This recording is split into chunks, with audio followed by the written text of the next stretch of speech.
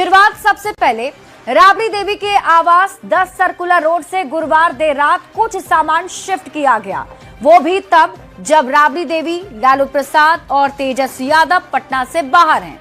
अब इस मुद्दे पर सियासी बयानबाजी तेज हो गई है। सबसे पहले आप ये रिपोर्ट देखिए, फिर खबर तो समझिए। रात का अंधेरा और अंधेरे में ट्रक पर लाद कर ले जाए जा रहे पेड़ पौधे और गमले। तस्वीरें पटना के 10 सर्कुलर रोड बंगले के बाहर की हैं। राबड़ी देवी के 10 सर्कुलर रोड आवास को खाली करने की सूचना मिली है। 25 नवंबर 2025 को भवन निर्माण विभाग ने राबड़ी आवास को खाली करने का नोटिस भेजा था और ठीक एक महीने बाद 25 दिसंबर की रात राबड़ी आवास से कुछ पेड़ पौधे और गमलों को लालू प्रसाद के गोला रोड के गौशाला में शिफ्ट किया गया। फिलहाल इस आवास में ना तो लालू यादव है, राबड़ी देवी और ना ही तेजस्वी यादव है। इसके बाद बिहार की सियासत में ये सवाल तैरने लगा कि क्या लालू परिवार 10 सर्कुलर रोड बंगला खाली कर रहा है? यही आरजेडी का असली चरित्र है। दिन में गुंडागर्दी की भाषा, रात में कानून का डर। अगर नियम सही थे तो अंधेरे की जरूरत क्यों पड़ी? तस्वीर के सामने आने के बाद सियासी बयानबाजी का दौर शुरू हो गया है। आरजेडी प्रवक्ता मृत्युंजय तिवारी ने इसे दो पूर्व मुख्यमंत्रियों का अपमान बताते हुए जासूसी कराने का आरोप लगाया। सरकार जासूसी करवा रही है श्रीमती राबड़ी देवी जी के आवास का। ये सब चलने वाला नहीं है। तो मंत्री अशोक चौधरी ने लालू प्रसाद और राबड़ी देवी को सहूलियत से मकान खाली करने की नसीहत दी। हमको लगता है कि मकान खाली करने में हर आदमी अपनी सहूलियत से करता है। बता दें, 2006 से लालू परिवार 10 सर्कुलर रोड बंगले में रह रहा था।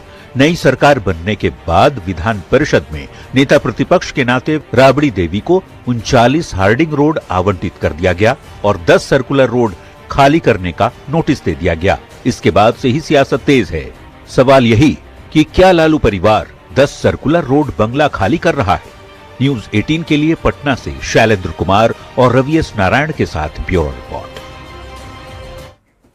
और अब आप खबर तो समझिए। 25 दिसंबर 2025 की तारीख को एक ऐसी तस्वीर सामने आई जिसके बाद राबड़ी देवी के आवास से कुछ सामान शिफ्ट करने की चर्चा तेज हो गई। 10 सर्कुलर रोड से ट्रक पर कुछ सामान बाहर ले जाते हुए तस्वीरें देखने को मिली। जिसकी तस्वीर सामने आई तो कई सारी चर्चा शुरू हो गई। ऐसे में सवालों के जरिए आप खबर को समझिए। क्या लालू परिवार 10 सर्कुलर रोड खाली कर रहा है? दरअसल 25 नवंबर 2025 को भवन निर्माण विभाग ने राबड़ी देवी को 10 सर्कुलर रोड खाली करने का नोटिस भेजा था। उसके ठीक एक महीने के बाद यानी कि 25 दिसंबर 2025 को राबड़ी आवास से कुछ सामान बाहर ले जाते हुए तस्वीरें सामने आई। अब आप खबर तो समझिए।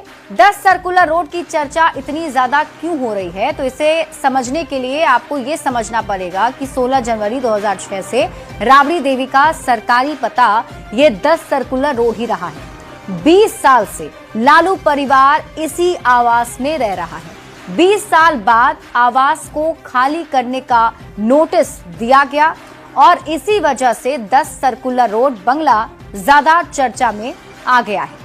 अब आपके मन में सवाल उठ रहा होगा कि ऐसे में ये समझते हैं कि 10 सर्कुलर रोड खाली करने का नोटिस क्यों दिया गया। तो आपको बता दें कि पूर्व मुख्यमंत्री कोटे का बंगला है 10 सर्कुलर रोड। राबड़ी देवी अभी विधान परिषद में नेता प्रतिपक्ष हैं।